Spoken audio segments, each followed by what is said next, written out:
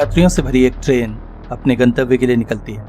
रास्ते में ट्रेन एक सुरंग पार करती है। सुरंग से गुजरती हुई ट्रेन को देखने के लिए सुरंग के दोनों सिरों पर लोग मौजूद थे। ट्रेन सुरंग में प्रवेश तो करती है मगर बाहर नहीं निकलती। लोग हैरान थे। इसके बाद खोजबीन शुरू की जाती है। पुलिस को सूचना दी जाती है, लेकिन ट्रेन और उसके पैसेंजर्स का कोई अता पता नहीं मिलता है। ट्रेन रोम के मिलान से लुम्बार्डी के लिए निकली थी, लेकिन सुरंग के अंदर ट्रेन ऐसे गायब हो जाती है। ट्रेन का एक डिब्बा तो क्या, ट्रेन का एक पुर्जा तक नहीं मिलता है। ये एक लग्जरी ट्रेन थी। पैसेंजर्स शैंपेन का मजा लेते हुए यात्रा पर निकले थे, लेकिन उन्हें क्या पता था वो जिस मंजिल के लिए निकले हैं वहां कभी पहुंचेंगे ही नहीं। ये ट्रेन मिलान सहित लाजियो, उमरिया, टस्कनी आदि स्टेशंस पर जाने वाली थी।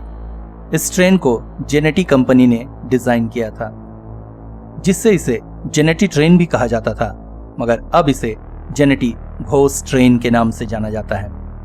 1911 में एक ट्रेन हवा में गायब हो गई थी और अभी तक उसके बारे में कुछ पता नहीं किया जा सका है। ट्रेन में सवार यात्रियों के बारे में भी कुछ पता नहीं चला।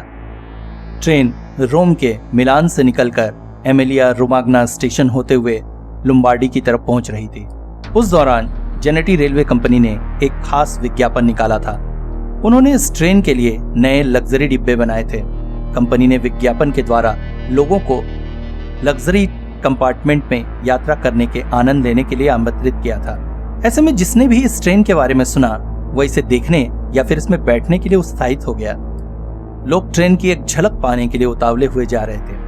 उस समय एमिलिया से लेकर लुम्बार्डी के बीच 1 किलोमीटर से भी लंबी एक सुरंग हुआ करती थी।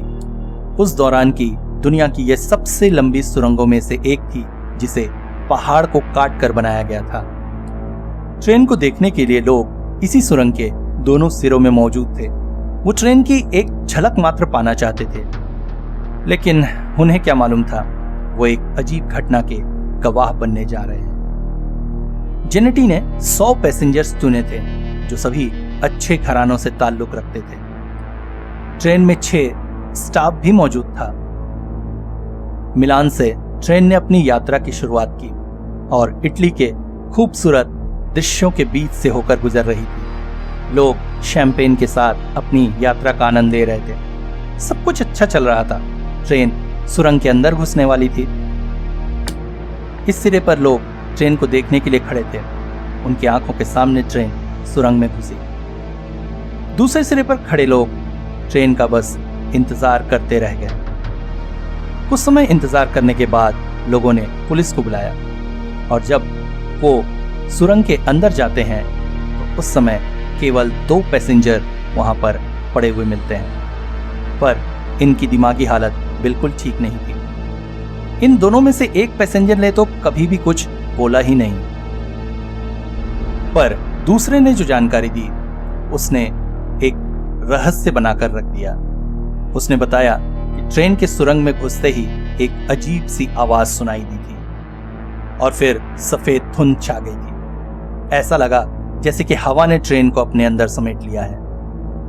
वो एक अन्य पैसेंजर के साथ किसी तरह से ट्रेन से बाहर कूद पाया, मगर कूदते ही बेहोश हो गया।